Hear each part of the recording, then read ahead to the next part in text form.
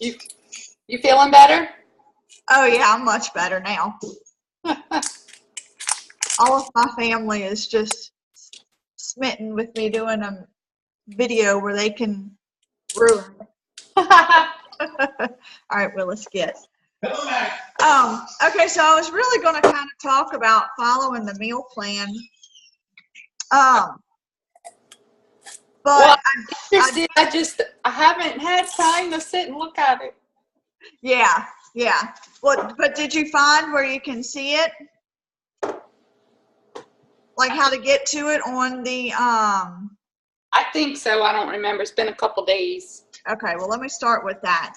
So to find it, you go into your Team Beachbody, you log in, Okay. and you go into, actually from there, you go to On Demand, and whenever you select 80-Day Obsession, there is, up at the top, kind of under the heading, there's something called Program Material. Okay. That has the meal plan in it. It has a bunch of different things in it, actually, but you need to probably go ahead and calculate, if you haven't done this yet. They have a calculation based off of your weight that tells you how many of these containers you get. You got the containers in the mail? Yes. Okay.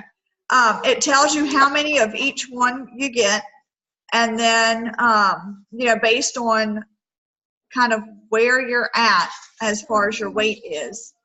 That helps with the calculation. And then it has two options. You can either go into the bracket that is called maintenance, or you can go into a bracket that is called weight loss. Most people just instantly jump into that weight loss category. But what they've done is Autumn, the creator of the program, actually came on and told people the only time you ever go into weight loss is if you're trying to lose 15 pounds or more within that 80 days. So most people don't fall into that category. No, that's not me. Yeah. So then you need to figure out your calculations, and you need to be eating in maintenance, which will tell you which meal plan it is. So I am actually doing meal plan C, is the one that I fall in based on my weight. And I think that one is like 1,800 to 2,000 calories a day. I'm looking at my little thing. I printed out, whenever you figure out which meal plan you're in, go ahead and print it. Just that one. You don't need to print all of them because it's a lot of paper. But I printed mine out. See, it's meal plan C, and it tells you 1,800 to 2,000 calories. Okay. So whenever you print that out, it'll have a page on it. I don't know if you can see this, but it tells you, based on the containers, to stay within this meal plan, how many of each color you can have to stay in this plan. So I think the hard part that most people have when they first start 80-Day Obsession is it's more food than most people are used to eating on a diet, because the goal of 80-Day Obsession is not instant weight loss. It is trying to build strength and muscle, and then towards the end they will gear towards that weight loss. Right. So you need to do your calculation, and you need to look and see, because I guarantee you, you're probably not eating enough with what you're doing. It's like what I have to eat. I'm supposed to be eating 5 vegetable servings per day, which is 5 cups of whatever kind of vegetable, and then 5 proteins. Your Shakeology counts as a red container. That counts as a protein. Okay. So that would be step 1. Even if you're not going to try the timed nutrition, I think you need to try and at least get in the right containers every day, and start with that. Now, within that meal plan, if you go further, it explains to you kind of how they structure this. They want you to eat before you work out, like an hour. And they want you to eat specific things before you work out and then after you work out, so that you're getting in the carbs before you work out and after you work out, and then you're getting in a protein and vegetable both times too. So depending on what meal plan you're in, it might change a little bit. But the most important part is to make sure you are eating something before you work out. That's hard, Heather. I know. It doesn't have to be an hour before. I normally eat about 15 minutes before I push play, honestly, because I'm not waking up an hour early to eat. Yeah, it's hard enough to get up to work out. I know. Yeah. So, but you need to try, because otherwise you're gonna burn out during the workout. You're gonna not have the energy to push all the way through the way you do, and you won't have the right nutrition and stuff for your muscles to have in store before you do that workout. So, try. And then they also said if you can't eat before you work out, at least try to do your Shakeology and a fruit. If you can't force yourself to eat, drink Shakeology and eat a fruit. That way you at least have that glycogen or glycogen, whatever. I'm not a scientific person, but you've got that build up before you burn all of that off. So it'll help with your workouts. So I think you should try it. But definitely do your calculations, and you need to figure out your container count. Because like I said, you probably are not eating enough. And what's going to happen is you're not going to feel good. You're going to be kind of sluggish. You'll get that post-workout endorphin rush still. But by the end of the day, you're not going to be able to maintain that energy level. And you might be having a hard time sleeping. You're not going to, you'll just start feeling some things that are not, positive side effects to this. Pretty much everything you feel should be positive with doing these workouts. So other than you are going to get sore, especially the first 2 weeks. Those are probably the most crucial with getting sore. But definitely try to do that with the meal plan, because that's going to help you a lot. Okay. All right. Do you understand the containers and the different foods that go in them? No. So that was the thing. Like, if I have to have so many of one, like, do you measure it and then you put it in something else? Like, I guess, like, yeah. I'm kind of like. So. No, this is good, because I kind of need to go over this with everybody in the group. I'm recording this, by the way. Oh my God, you got me on record. Oh, okay. Yeah, because a lot of people couldn't attend right now, so I said, well, I'll just record it and post it. So I use my containers mostly just as a measuring tool to measure out the different kinds of foods. So go in to your program and you do your calculation today, because I know you're going to do this today, because I'm telling you to do it today. They have another page that you're going to need to print with.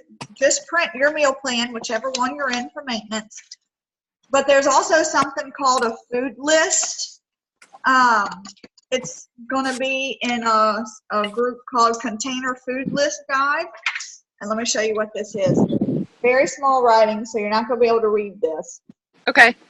But it tells you what each container stands for and the allowed foods that fall under that color category.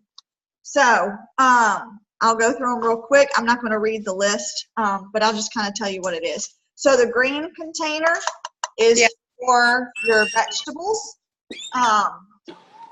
It is technically 1 cup. If you measure it with water and poured it in, it's 1 cup. I've done it. So I use this just to kind of measure out my vegetables whenever I'm doing my meal prep.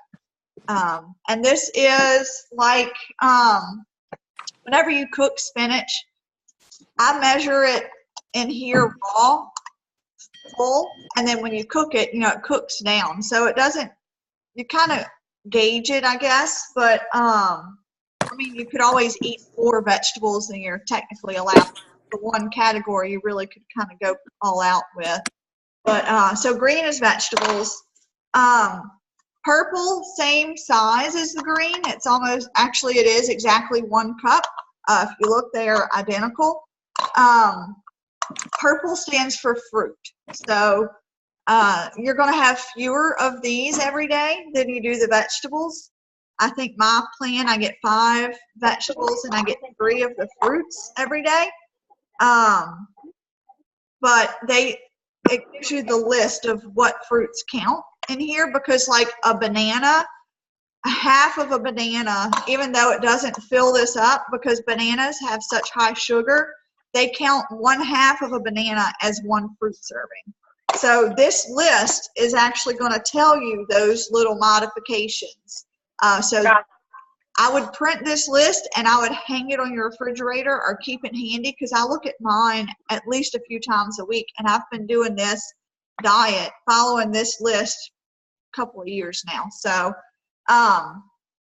anyway, the red container is meat or protein. They do have a few little tweaks with this one, where it's like eggs. 2 eggs count as a red. Can you still hear me? Yeah, I'm here. Okay. Can you hear me? Okay. So 2 eggs cooked anyway is a red container, so that counts as a protein. That's really the biggest one. They do have a few other little modifications, like if you were to eat sardines, it's only a certain number of sardines, yada yada. But for the most part, anything that fits in the container that is a meat is on this list most likely. And they say when you're filling the container, you're supposed to be able to put that lid on. So if it's piled up, that's too much. If it needs to be level with that top, you should be able to still snap the lid on, and that counts as 1 container. Yellow is your carb. This one is only 1/2 of a cup, just in case you can't find your yellow container. If you just grab 1/2 of a cup, measuring cup, it's the same thing. Now yellows, your carbs, have a lot of modifications that you need to look on this list. Like for example, 1 piece of bread, you don't have to sit and shove it into that container. Oh, good. 1 piece of bread counts as a carb. 1 tortilla, I think it's an 8-inch tortilla, counts as a carb serving. So there's a lot of modifications here. So you need to watch this list and make sure that what you're eating is allowed, because they don't allow, like everything is supposed to be whole wheat, for bread, whatever.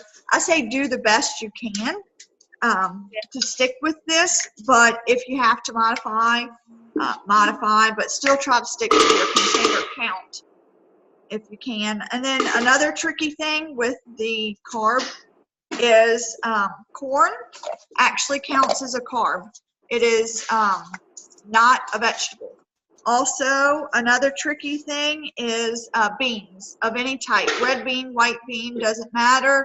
It counts as a carb, not as a protein. So a few little tricky things to watch for, but this counts as your carbs. And this one's probably going to be the most limited, or one of the most limited containers that you get. They're trying to watch your carb intake. The blue is, I've been trying to do that the last 2 weeks. Yeah. It's kind of fun to get myself off of them. Yeah. Now you need to watch, because you are supposed to have a carb before you work out and then again after you work out. 1 carb. So like I said, you really need to look at the meal plan and just kind of gauge and see what they're telling you you need to eat, and try it. Just give it, at least a week to try, just to really stick to it and try to eat when they say to eat, and start tweaking it if you need to. But it really, like, I was just kind of winging it when I first started this, and I decided I was in weight loss because they hadn't come out and said that it was the 15-pound rule. So the first week or two of me doing this working out, I felt horrible. I didn't have the energy. I was staying more sore than usual.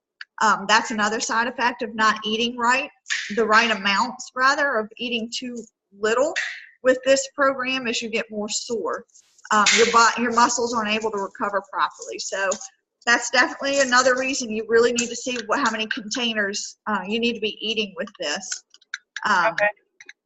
So the blue container is healthy fats. That is like your hummus, any kind of nuts, pistachios, peanuts, cashews, almonds, avocado, if you add avocado. And then this also counts as any type of cheese. So if you add shredded cheese to any recipes or, you know, just to sit and eat one of the little, I think Bonneville has the little small cheeses, those fit almost exactly into this blue container. So, and I think most of the plans, you only get one of these a day. So it's very limited on those. And then this itsy bitsy teensy tiny little orange container is for seeds or salad dressings. It is like if you're going to eat sunflower seeds or pumpkin seeds or add those to a salad, or if you're going to eat olives or add those to a salad, or I usually use mine for salad dressings, or if I'm going to cook something that I throw in olives or the salad dressings as a marinade or something, that's when I would count it in my orange container. This one usually is one of my harder containers to get in, just because it doesn't seem that important, but I've been trying to do a little better with getting everything in that I'm supposed to. And then the other thing is they have a category called teaspoons. Like you get a certain number of teaspoons every day. And this is what you use to cook with. This is like your olive oils, your coconut oils, but this is also peanut butter. So a lot of my, like whenever I first got into my category C, let me see, I don't even remember how many teaspoons I'm supposed to be getting every day. But it seemed like so many, and I was having a hard time getting them in. Yeah, I get 5 of those a day. So what I started doing is like on my toast in the morning, instead of just eating toast with my scrambled eggs, I'll add a teaspoon of peanut butter on it just to try to get in what they're telling me I need to get in. And it really does make a difference with how I feel. So, and then also with your Shakeology, if you mix your Shakeology with almond milk, you use 8 ounces of almond milk, that counts as a teaspoon, the unsweetened almond milk. So, Okay. I that, get that. and then coconut milk too, unsweetened coconut milk, 8 ounces counts as 1 teaspoon. And then if you did, let's see, you can still have low-fat milk on this, like if you're on a refeed day, which I'll cover that in a minute. But low-fat milk, 8 ounces of that counts as a carb serving. So most people give up milk completely because nobody wants to sit there and waste their carbs on milk. Well, very few people do anyway. So really, really, really need to look at that food list and study it and see. Something else with it, whenever you're looking at it, there is an order with how they list things. It is not just a random list of containers. It is actually of items that go into containers. They actually put the higher quality items to the top of the list. So those die-hard fanatics actually try to eat from the middle of the list up and only. They consider stuff further down not as healthy or not as clean, but it's still allowed. So I don't do that. I just stick with the list. But, you know, just something to keep in mind, items that are at the top of the list have a higher nutritional value. So if you can eat higher up, it's going to be better. Just for overall nutrition. So that's just kind of a little small piece of info that not everybody knows about. But whenever you're really torn between a few things, it kind of helps. Like that's my tiebreaker, I guess, is I try to go with the stuff higher up on the list if I can. Okay, so refeed day, something with 80-day obsession. All programs don't have this. And before I get into this, the meal plan, the containers, that goes with most programs. The timing with what you eat and the number of containers you get changes with the program based on, your calculations. The calculations are going to be different depending on what program you do. But it's the same concept. So this food list and goes with this containers, like what I'm showing you is the 80-day obsession. It's really not different from the 21-day fix. It's also not different from hammer and chisel. I've done both of those programs.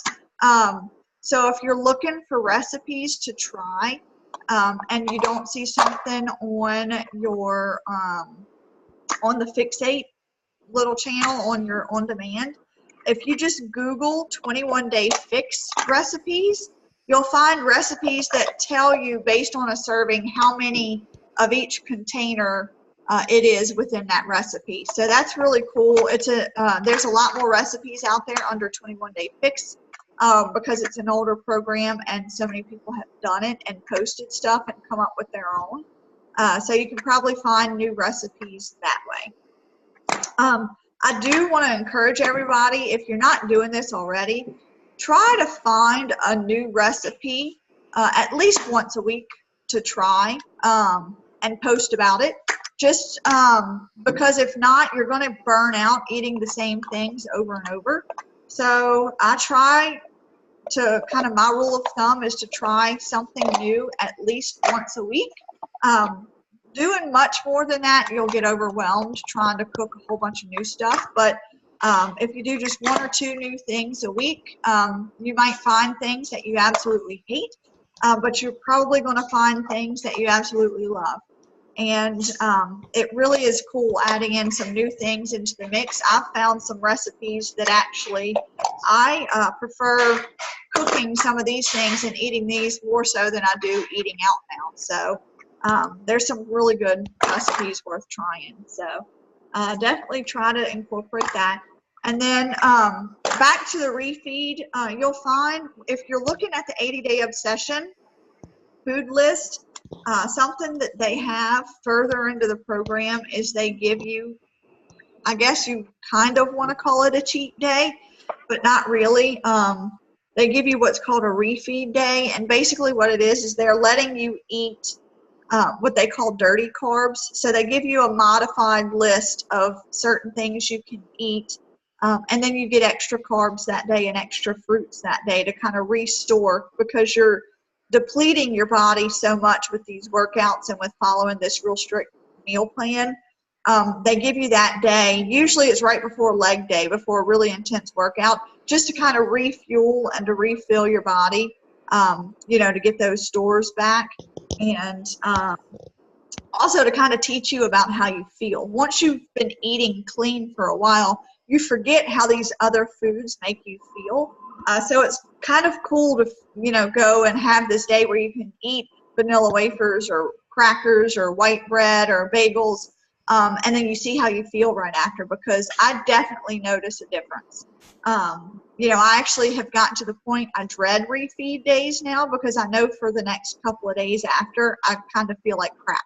So it's really cool, though. It teaches you a lot about your body. So you'll definitely need to reference that list if you're doing the 80-day obsession on those days. I think you get 4 of those spread out through this program. It's not many, but you do get some of them. And then the next page has a list of free food you can have.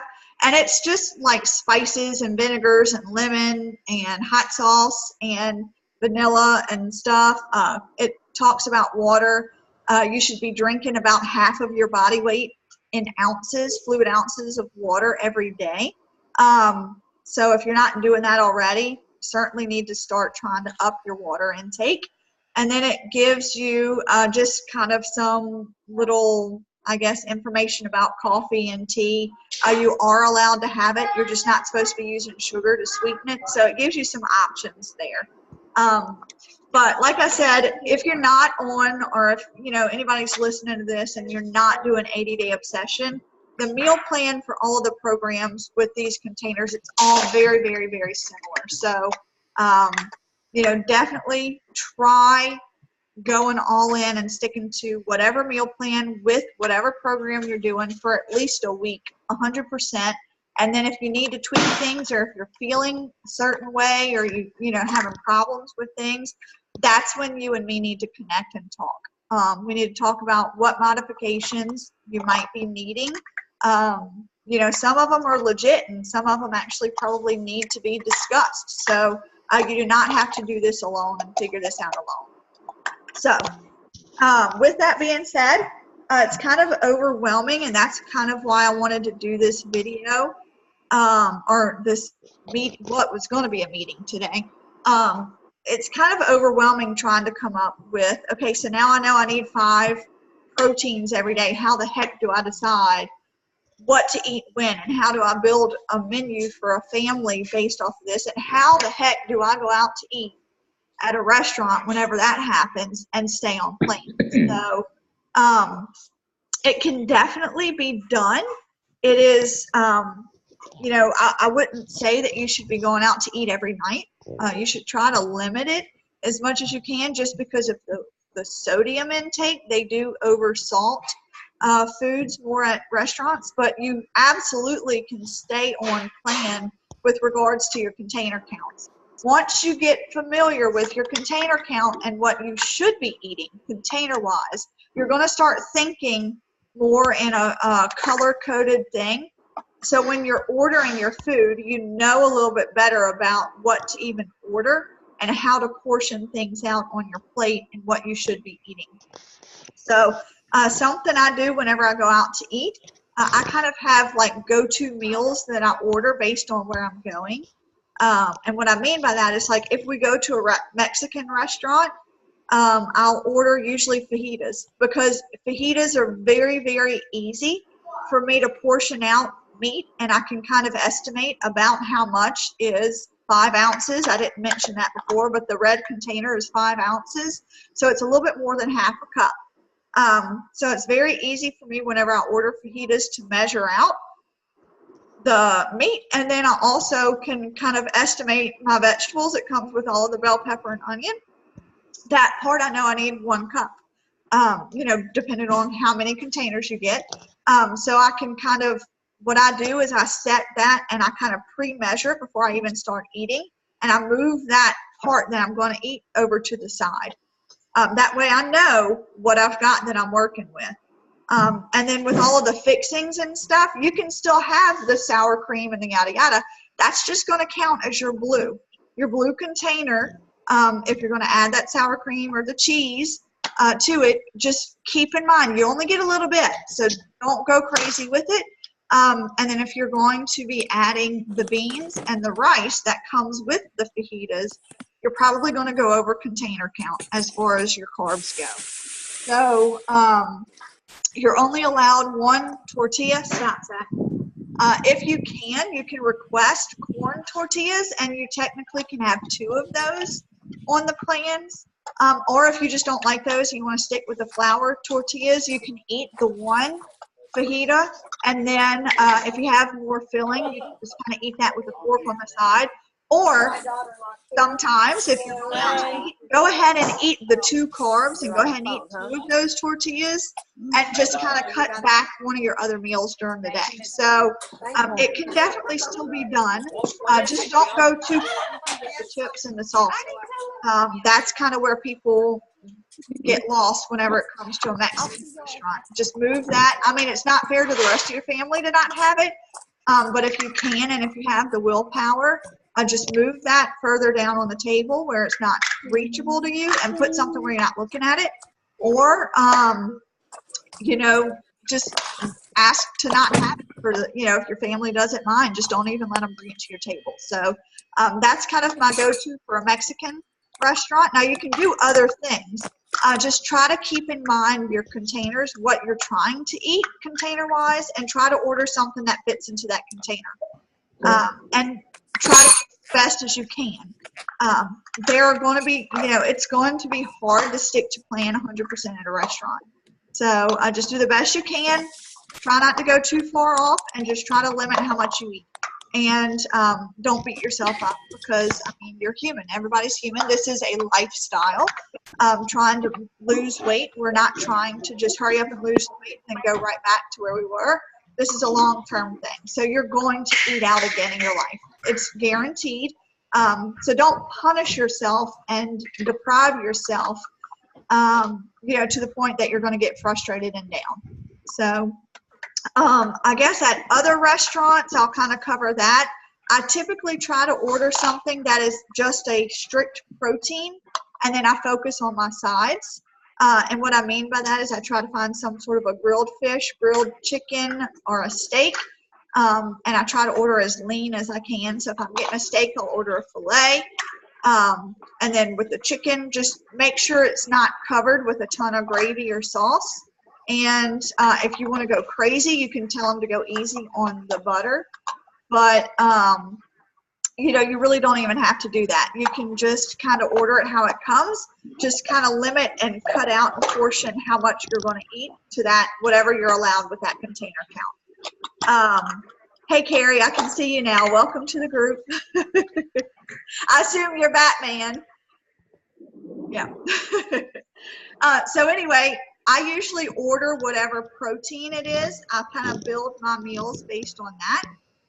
And then I order the sides, based on what I'm allowed. So I always try to order the vegetables, and then the carb, I try to go as healthy as I can. And what I mean by that is, yes, French fries are a carb.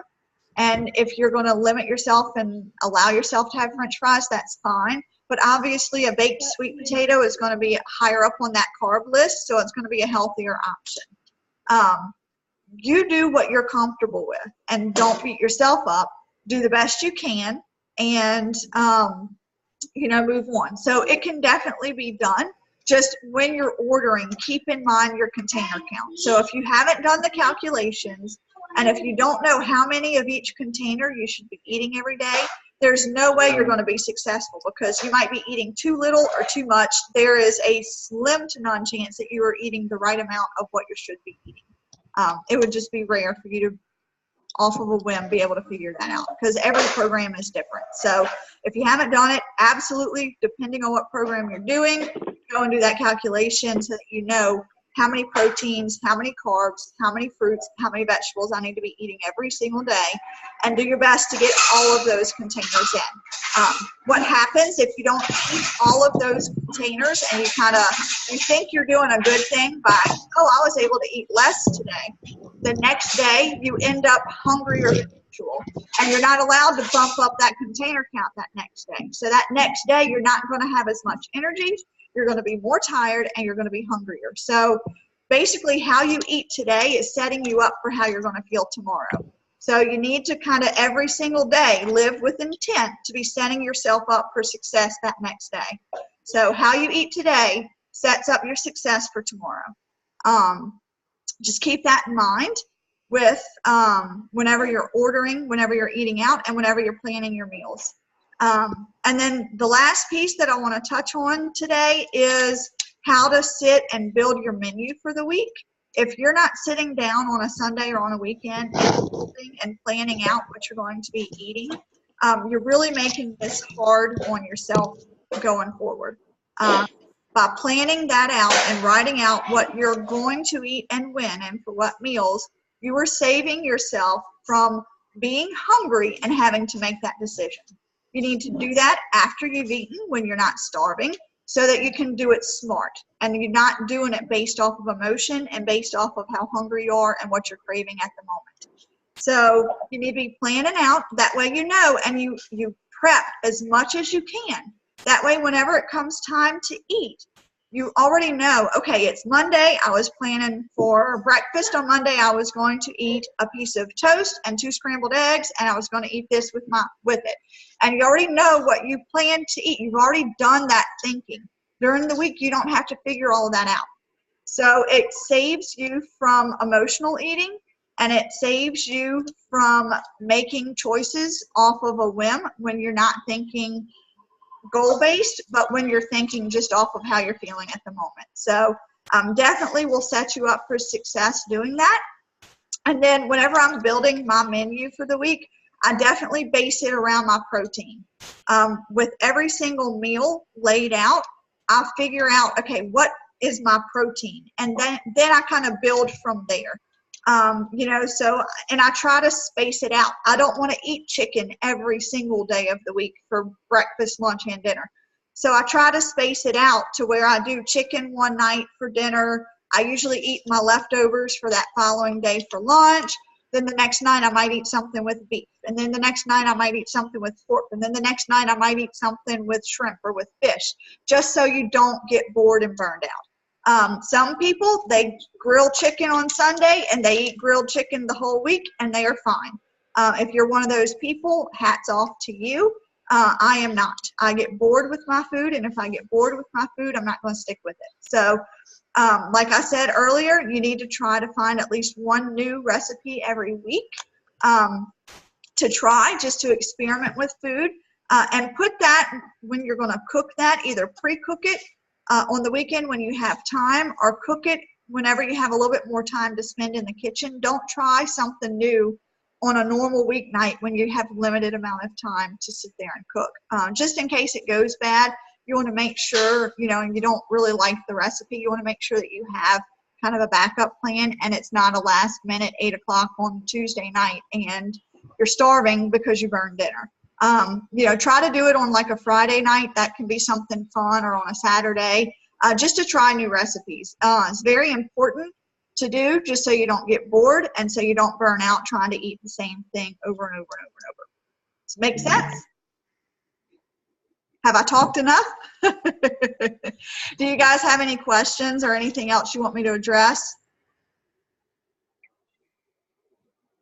No? No. Okay. I am going to pull some sample meal plans, and I'm going to figure out, there's a way I can post those in the Inspire group, kind of under a document section. I know because I'm in a group that they've done it, so I've just got to figure out how to do it. But I'm going to pull some of those, and it might help to see kind of what some other people are eating. And I'm going to try to pull some from different programs, because I know not everybody is doing the 80-day obsession. So I'm going to try to pull some from the 21-day fix too, just so you can see kind of some sample meal plans of what people are eating based on the different calorie counts and container counts. So those will be very helpful, just to kind of go to and see what some other people have done. Huh? Oh, my mic is working then, huh? Yeah. Okay. I want to make sure. Yep. You have any questions? I didn't know about the foods, the quality of the foods up and down. Right. That's something I just learned. Yeah, That's pretty I just cool. learned that with this program. I guess French fries would be on like the bottom, right? That would, yeah. It's so far on the bottom, it didn't even make the list. But if you're going to do it. Corn tortillas made the list. Yeah, corn tortillas did. Which is better with your fajitas than your flour tortillas. Right. Now, Definitely. if you want French fries, potatoes are on the list. If you make, I don't know if you've ever made homemade French fries. I have an air fryer. Huh? I have an air fryer that's really great. Okay, then if you Have you make seen an air fryer? own, yes, yeah, It's really great. It's a really great alternative. right. Because So but that it would gives you be the crispy okay. edges. Yeah, that would be okay, especially if you're making your own. If you're buying them already frozen and pre-made, they've probably You don't got know what's made. You don't know what's in stuff. them. You don't know what's in them, right? But if you're buying your own potatoes and you're peeling them and doing all of the work, yeah, that's perfectly fine. It's actually delicious. I was just thinking this week I needed to do that. My kids would probably enjoy that. I haven't done that since I was probably a teenager. So.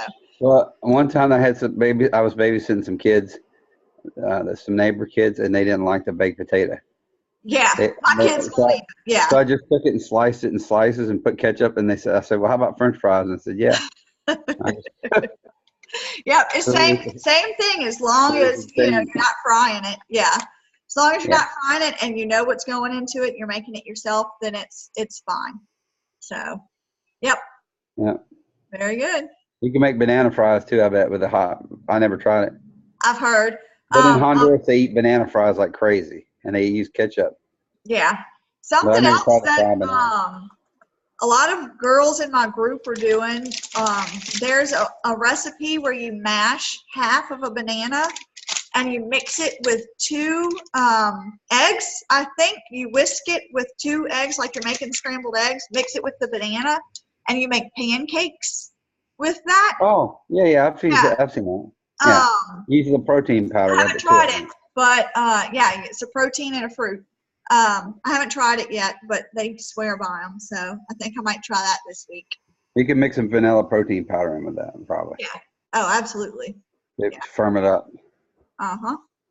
So, all right. Any other questions? If not, I've been recording this, so I'm gonna post this in the group so everybody can see. All right. Anything else? Thank you so much for that. All right. Then I guess we're gonna end it. Thanks, All right. Heather. All right. Y'all have a good afternoon. All right, bye. You too. Bye.